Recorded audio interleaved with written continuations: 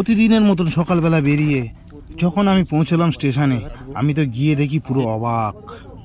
কারণ সুন্দরবন ঘুরতে যাওয়ার জন্য মানুষের এত ঢল, ট্রেন ঢোকার সঙ্গে সঙ্গেই মানুষের ভিড় উপচে পড়েছে সুন্দরবন বেড়াতে যাওয়ার জন্য। রাস্তার সামনে চলে এসেছি, গাড়ি ধরবো। তো ফাইনালি রাস্তার উপরে উঠে গিয়ে রাস্তাটা ক্রস করলাম। আর রাস্তার ভিউটা দেখো, খুব সুন্দর। এটা হচ্ছে বাসন্তিয়া হাইওয়ে। তো গেলাম রাস্তায় প্রতিদিনের মতন, গাড়িও ধরলাম।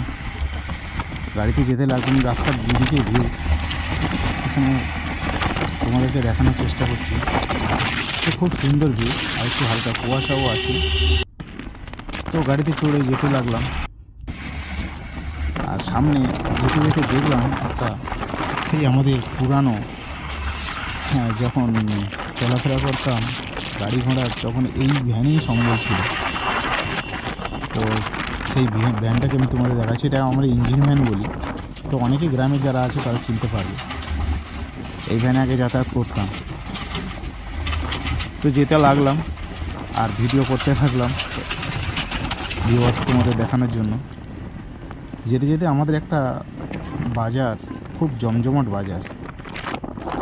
তো সেই বাজারে দেখো, সেই বাজারে পৌঁছে গেছি। খুব জমজমাট এই বাজারটা। তো এখানেও একটা গাড়ি দেখতে পেলাম, খুব ভালো লাগলো। তো এই বাজারটা যখন ক্রস করে চলে গেলাম, যাওয়ার পরে আমরা নদীর দিকে, আমাদের যে মাত্রা রিভার, সেই মাত্রা রিভারটা ক্রস করবো ব্রিজের উপর দিয়ে। তো চলে এলাম, এখানে একটা পেট্রোল পাম্প আছে। পেট্রোল পাম্পটা একদম ব্রিজ থেকে নামলেই পেট্রোল পাম্প। আর ব্রিজের রাস্তাটা অসাধারণ। দুদিকে গাছ, মাঝখানে রাস্তা উপরের দিকে উঠে গেছে, অসাধারণ লাগে। তো ফাইনালি ব্রিজের দিকে আমরা যেতে লাগলাম, ব্রিজের কাছেই চলে এলাম। আর আমাদের এই মাতলা নদীটা আগে অনেক মাতাল ছিল। তো সেই নদী আজকে আর কিছুই নেই। আগের ভিডিও অনেক দেখিয়েছি, আর তোমাদের সাপোর্টে এই ভিডিওটা করতে বাধ্য হচ্ছি, কারণ তোমরা অনেক সাপোর্ট করেছো। দেখো নদীটা শুকিয়ে গিয়েছে, মাঝখানে জঙ্গল, চর জেগে গিয়েছে, আর জঙ্গল একটা নতুন বদ্বীপ তৈরি হয়েছে। আর ব্রিজের ভিউটা তো অসাধারণ লাগছে। আশা করি তোমরা যদি কখনও সুযোগ পাও, ক্যানিংয়ে মাত্রা টিভি আসবে। আর এখানে জঙ্গল, এখান থেকে সুন্দরবন স্টার্ট, খুব ভালো লাগবে দেখতে। আর ব্রিজটা দেখো কত সুন্দর লাগছে। এই পাশে এদিকে একটা পিকনিক স্পট আছে, খুব সুন্দর। তো আমরা ব্রিজের রাস্তাটা, এত সুন্দর রাস্তা দেখতে একটু ভিডিও করতে গেলাম। এখানে অনেক ক্যাফে আছে, ক্যাফেগুলোও খুব জমজমাট রাত্রির দিকে। তো এখানে আরেকটা শিশুদের জন্য একটা ভালো একটা পদক্ষেপ নিয়েছে, একটা উদ্যান তৈরি করেছে শিশুদের জন্য। তো ফাইনালি আমরা চলে এলাম আমাদের অটো স্ট্যান্ডে চলে এলাম। তো এখানে আমি গাড়িকে পে করব। পে করার পর আমি স্টেশনের দিকে যাব। নেমে গেলাম বন্ধুরা।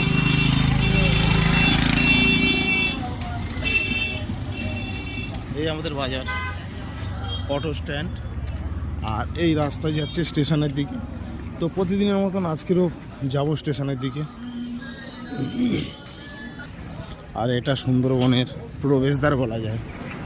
তো এখানে লেখা আছে, দেখো একটা রাস্তাতে বোর্ড মারা আছে, ঐতিহাসিক শহর ক্যানিংয়ে আপনাকে স্বাগত। সত্যি ক্যানিং ঐতিহাসিক শহর। আর এখান থেকে দূর দূরান্ত থেকে সবাই আসে, টুরিস্ট। তো প্রতিনিয়ত এই রাস্তায় জ্যাম থাকে। আমি সকালবেলা বেরিয়েছি, তাই হয়তো ফাঁকা। তো এখানে একটা কোনো প্রোগ্রাম চলছে, বাসের প্যান্ডেল তৈরি হচ্ছে। নিত্য প্রয়োজনীয় জিনিসও এখানে পাওয়া যায়, রাস্তার দুই ধারে দোকান। জিনিস, আর সব থেকে বড় জিনিস দেখো, আমাদের এখানে স্টেডিয়াম। এটা হচ্ছে ক্যানিং স্টেডিয়াম। এই শীত পড়েছে, শীতে ক্যানিং স্টেডিয়ামে শুরু হয়ে যাবে ফুটবল খেলা। আর মাত্র মনে হয় 4-5 দিন পর থেকে এই ক্যানিং স্টেডিয়ামটা। তোমরা যারা ক্যানিংয়ের দিকে ঘুরতে বা সুন্দরবন বেড়াতে আসবে, তো এই রাস্তা দিয়ে সবাইকে যেতে হবে।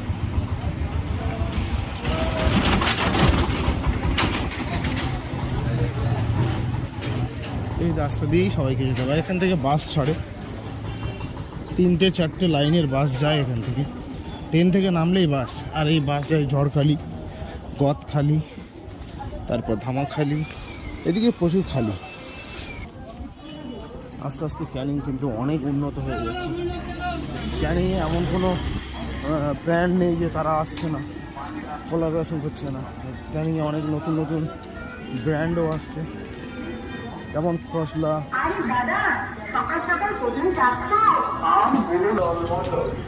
আজকে দেখাবো তোমাদের ক্যানিংয়ে ফলের দোকান।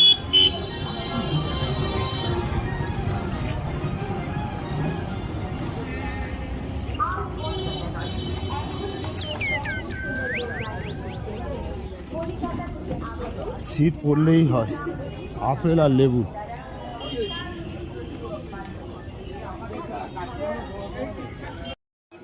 ফাইনালি পৌঁছে গেলাম আমাদের এই ক্যানিং স্টেশন। তো এখান থেকে টিকিট কাটবো আর তারপর ট্রেন। তো মান্থলি কাটা থাকে, মান্থলি শেষে গেলে মান্থলিটা কাটতে হবে আবার। তো আমি ফাইনালি স্টেশনেই পৌঁছে গেলাম। এই দেখো ক্যানিং স্টেশন।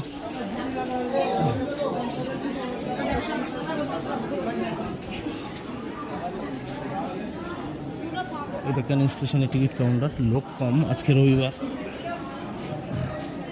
তাই একটা কাউন্টার খোলা। তো আমি লাইনে দাঁড়িয়ে গেলাম। প্রতিনিয়ত ক্যানিং স্টেশনে কয়েক হাজার হাজার লোক পার হয়। বেরিয়ে আছে, তাই একটু কী করবো, বসে একটু চা খেয়ে নিলাম চায়ের দোকানটাকে। চা খেয়ে নিলাম।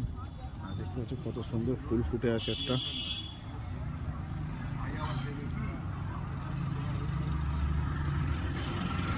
আর এই গাড়িগুলো লাইন দিয়ে আসছে, এগুলো কিসের গাড়ি জানো? এগুলো হচ্ছে সুন্দরবন ট্যুরিস্ট যারা আসবে, এই ট্রেন থেকে নামবে, এই ট্রেনে নিয়ে যাওয়ার জন্য এই গাড়িগুলো এসে এখানে দাঁড়াচ্ছে। এই চলে এলাম, ট্রেনে দেরি আছে।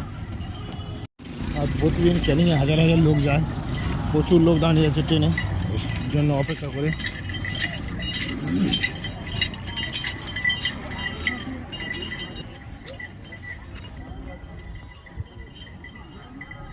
তো ফাইনালি ট্রেন দেখতে পাচ্ছি, ট্রেন লাইনে ঢুকে গেছে।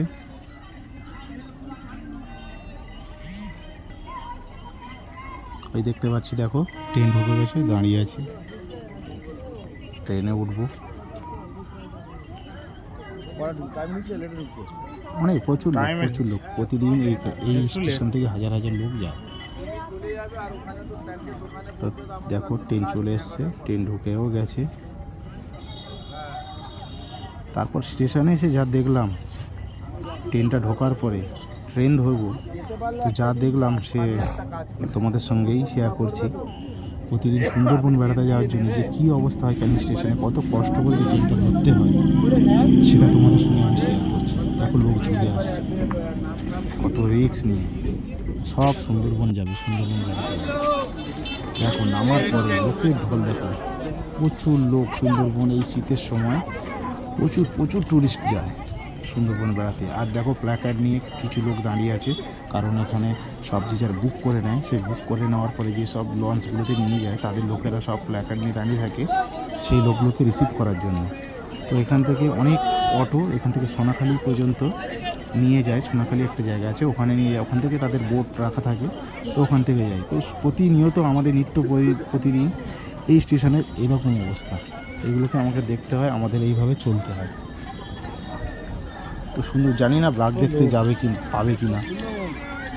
বাঘ তো ভাগ্যের ব্যাপার।